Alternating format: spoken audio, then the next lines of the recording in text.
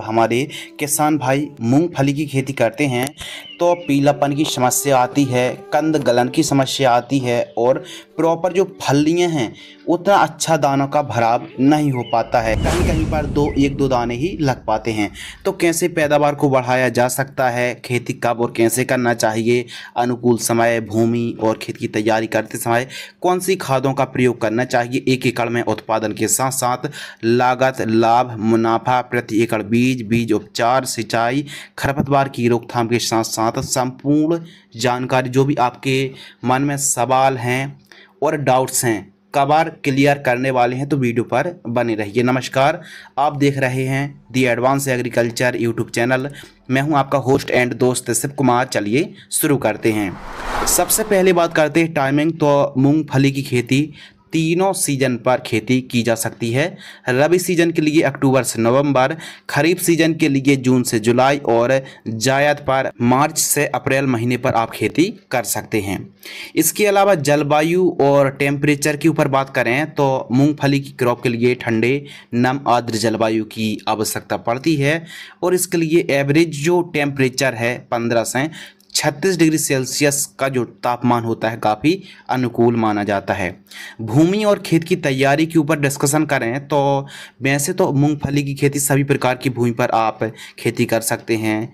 चिकनी दोमट है, पीली दोमट, काली दोमट या फिर रेतीली दोमट भूमि काफ़ी ज़्यादा उपयुक्त मानी जाती है। हल्की भूमि पर भी काफ़ी अच्छा मूंगफली पीनट्स का उत्पादन देखने के लिए मिलता है।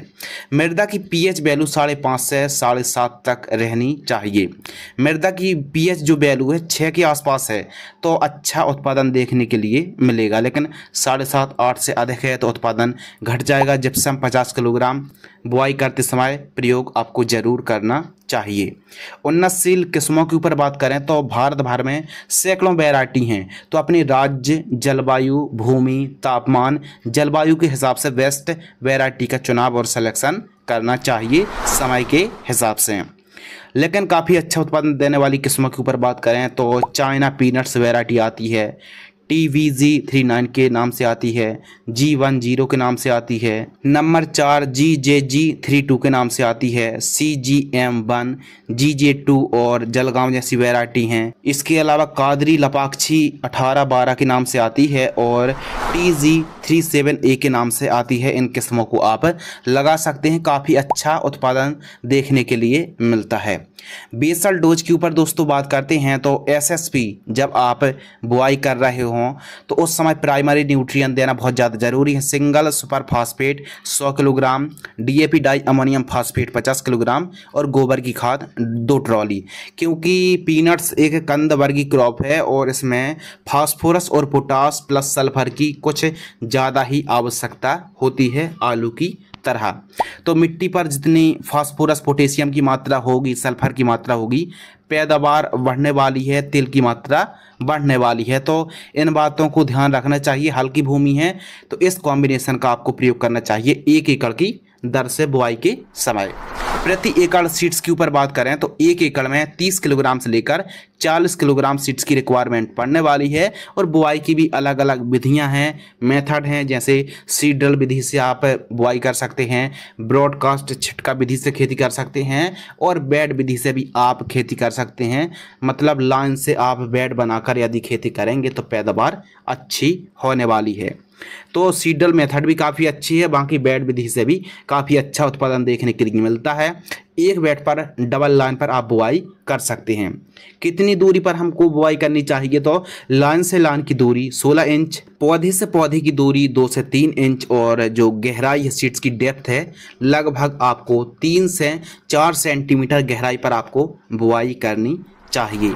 बीज उपचार करना बहुत ज़्यादा ज़रूरी है, क्योंकि खरीफ सीजन पर कंद गलन की और एंथ्रेक्नोज की जो समस्या आती है, तने के पास जो रूट्स होती हैं वहाँ से पौधा मतलब एंथ्रेक्नोज गलन की समस्या आ जाती है। तो ऐसी कंडीशन पर बीज उपचार करने से काफ़ी अच्छा फंगस पर प्रोटेक्शन देखने के लिए मिलता है। BASF कंपनी की जेलोरा फंगिसाइड आती है 10 किलोग्राम बीजों को 20 ml की दर से बीज उपचार करना चाहिए। यानी 20 ml फंगिसाइड है तो 10 किलोग्राम बीजों को उपचार करें, 40 मिनट तक छांव में सुखाएं, फिर उसके बाद बुआई करनी चाहिए।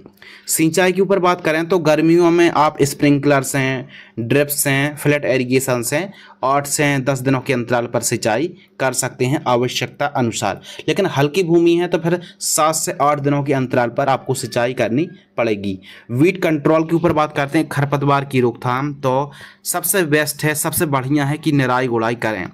लेकिन आपके पास मजदूर उपलब्ध नहीं है तो पेंडिमेथलिन 30% EC 600 ml 200 लीटर पानी में घोल करके जैसे आपने बुआई की है और फिर उसके बाद आप प्री इमर्जेंट हार्बिसाइड का स्प्रे कर दीजिए। इससे खरपतवार का जमाव नहीं होता है, इस बात का आपको ध्यान रखना चाहिए। एवं पोस्ट इमर्जेंट हार्बिसाइड के ऊपर बात करें, यानी जब हमारी मूंगफली की क्रॉप लगभग 20-30 दिन के आसपास की हो गई या फिर खरपतवार 3-4 पत्ती के हो गए हैं तो फिर पहले सिंचाई करनी है। और अदामा इंडिया कंपनी की साकेत के नाम से आती है 800 ml 200 लीटर पानी में घोल करके स्प्रे कर दीजिए सिलिकॉन चिप को मिला करके। इसके अलावा बात करते हैं स्प्रे शेड्यूल के ऊपर कि कौन कौन सी बीमारी हमारी पीनट्स क्रॉप्स पर आ सकती हैं। तो आइए बात करते हैं। प्रमुख रूप से rust, leaf spot, anthracnose, powdery mildew, root rot और सफ़ेद लट यानी वाइट ग्रब की समस्या देखने के लिए मिल सकती है। सेमिलूपर्स, पत्तियों को खाने वाली इल्ली का प्रकोप देखने के लिए मिल सकता है। तो आइए दोस्तों बात करते हैं प्रमुख रूप से जो स्प्रे शेड्यूल है वो फर्स्ट जो स्प्रे है 25 से 30 दिन के आसपास की फसल होती है तो स्वाधीन फंगिसाइड जिसमें टेबुकोनोजोल और सल्फर का कॉम्बिनेशन है 40 ग्राम लेना है। बायर कंपनी की कॉन्फिडोर इंसेक्टिसाइड 10 ml 15 लीटर पानी घोल करके स्प्रे करना चाहिए। सेकेंड स्प्रे 55 से 60 दिन के आसपास की क्रॉप होती है तो कॉपर ऑक्सीक्लोराइड 50% वाली आती है 40 ग्राम। बायर कंपनी की सुलेमान इंसेक्टिसाइड 10 ml 15 लीटर पानी में घोल करके स्प्रे करना चाहिए। इस हिसाब से केवल पीनट्स क्रॉप्स पर केवल 2 स्प्रे की आवश्यकता होती है, ज़्यादा कीटनाशक दवाइयों के स्प्रे नहीं करने हैं। वो भी जो हमने आपको 2 स्प्रे बतलाए हैं, 2 कॉम्बिनेशन बतलाए हैं, आवश्यकता अनुसार यदि कीट पतंगों का इंसेक्ट का प्रकोप होता है तभी आपको आवश्यकता अनुसार स्प्रे करना चाहिए। दिनों की जो अंतर है वो कम और ज़्यादा भी कर सकते हैं। फर्टिगेशन शेड्यूल के ऊपर दोस्तों बात करते हैं खाद का शेड्यूल। तो जो फर्स्ट खाद है 30 दिन के आसपास की फसल होती है तो यूरिया उर्वरक खाद 30 किलोग्राम, सल्फर 90% WDG फॉर्म में आती है 5 किलोग्राम।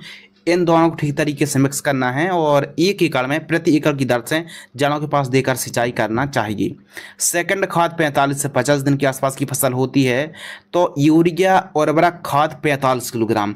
यूरिया में नाइट्रोजन 46% होता है। माइक्रो न्यूट्रिएंट फर्टिलाइजर्स किसी अच्छी कंपनी का 5 किलोग्राम लेना है और सागरिका दानेदार 10 किलोग्राम। यदि इन तीनों का जब आप कॉम्बिनेशन करते हैं तो एक प्रकार से लाजवाब रिजल्ट देखने के लिए मिलते हैं। जो पौधा है फोटोसिंथेसिस की जो क्रिया है वो बहुत शानदार है, तो एक प्रकार से लाजवाब रिजल्ट देखने के लिए मिलते हैं। जो पौधा है फोटोसिंथेसिस की जो क्रिया है वो बहुत शानदार तरीके से देखने के लिए मिलती है। पौधे पर क्लोरोफिल की मात्रा काफ़ी बढ़ जाती है, पौधा हरा भरा रहता है और ज़्यादा से ज़्यादा फुटाव देखने के लिए मिलते हैं। इन तीनों खादों को ठीक तरीके से मिक्स करना है और जो कॉम्बिनेशन है प्रति एकड़ की दर से शेयर कर रहे हैं। 1 एकड़ में 43,560 स्क्वायर फीट होते हैं तो जड़ों के पास दीजिए और सिंचाई कर दीजिए, बेहतरीन रिजल्ट देखने के लिए मिलेंगे। ध्यान रखिए दोस्तों, जो मूंगफली की क्रॉप पर सल्फर की यदि आप कमी रखते हैं तो पीलापन की समस्या भी देखने के लिए मिलेगी और पैदावार घट जाएगी। तो सल्फर का आपको जरूर प्रयोग करना है 90% वाली, जो कि हमने फर्स्ट कॉम्बिनेशन पर बतला दी। बाकी आपको बुआई के समय जैसे सरसों की खली यदि उपलब्ध हो जाती है या फिर नीम खली उपलब्ध हो जाती है या फिर दोस्तों बात करें गोबर खाद, तो इन खादों का प्रयोग आपको जरूर करना चाहिए। और सफ़ेद मक्खी का भी प्रकोप देखने के लिए मिल सकता है। यदि सफ़ेद मक्खी हमारी पीनट्स क्रॉप्स पर प्रकोप अटैक होता है तो फिर एसिटामिप्रिड 20% SP 15 लीटर पानी में 10 ग्राम की दर से आपको स्प्रे करना चाहिए। और ज़्यादा समस्या जड़ गलन की हो रही है तो फिर ट्राइकोडर्मा आपको सिंचाई के साथ प्रयोग करना पड़ेगा। कैसे, आइए समझते हैं। 200 लीटर पानी लेना है। जब 20-30 दिन के आसपास की फसल हो गई 200 लीटर पानी लेना है। उसके बाद लगभग 500 ग्राम आपको ट्राइकोडर्मा लेना है और 3 किलोग्राम से लेकर 4 किलोग्राम गन्ने का गुड़, इनको ठीक तरीके से आप महीन यानी बारीक ठीक तरीके से घोल लीजिए और 5-6 दिनों के लिए ढककर रख दीजिए। फिर जो 200 लीटर घोल है उसको 1 एकड़ में सिंचाई के साथ आपको पूरा 200 लीटर प्रयोग करना चाहिए।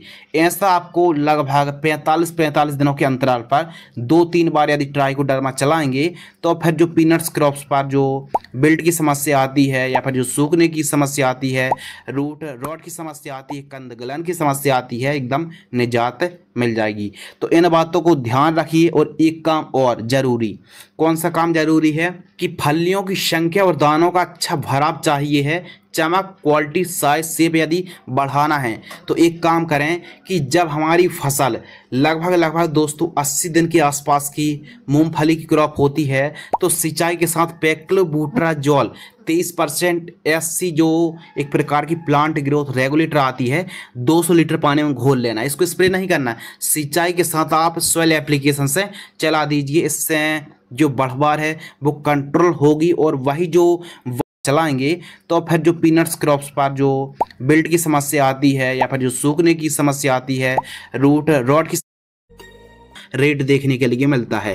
लागत के ऊपर दोस्तों बात करते हैं, 18,000 रुपये के आसपास 1 एकड़ में लागत लग जाएगी। मुनाफा प्लस नेट प्रॉफिट के ऊपर बात करते हैं, यदि 6,000 रुपये का रेट मिल जाता है, 16 कुंटल पैदावार होती है तो 96,000 रुपये के आसपास दोस्तों हमारा मुनाफा आ गया।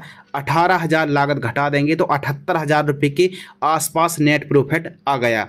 अब और भी प्रॉफिट आप बढ़ाना चाहते हैं, पैदावार जब तक नहीं बढ़ेगी जो आपकी आमदनी है वो नहीं बढ़ने वाली है, तो बेड बनाइए और एक बेड पर डबल लाइन पर दोस्तों आप मूंगफली की बुआई कर दीजिए। बीच बीच में खरपतवार मुक्त फसल को रखिए, टॉप ड्रेसिंग करिए, मिट्टी को कम से कम 2 बार चढ़ाएं। एक बार 40 से 50 दिन की फसल होती है, दूसरी बार टॉप ड्रेसिंग आपको करना है 65 से 70-80 दिन के आसपास की फसल होती है तो 2 बार मिट्टी को जड़ों के पास जरूर चढ़ा दीजिए। और जितनी ज़्यादा आप साफ सफाई रखेंगे उतना ही बेहतरीन तरीके से रिजल्ट देखने के लिए मिलने वाला है। तो इस हिसाब से यदि आप मूंगफली की खेती करते हैं दोस्तों तो काफ़ी अच्छा लाभ मिलने वाला है। उम्मीद करते हैं दोस्तों जो भी आपके मन में सवाल रहे होंगे, डाउट्स रहे होंगे, क्लियर और कवर हो गए होंगे। फिर भी आपके मन में कोई सवाल या सुझाव हैं तो कमेंट सेक्शन खाली है, कमेंट्स कर सकते हैं।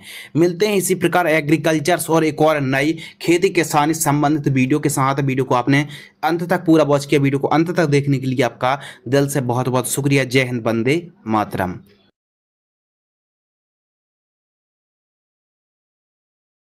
अरे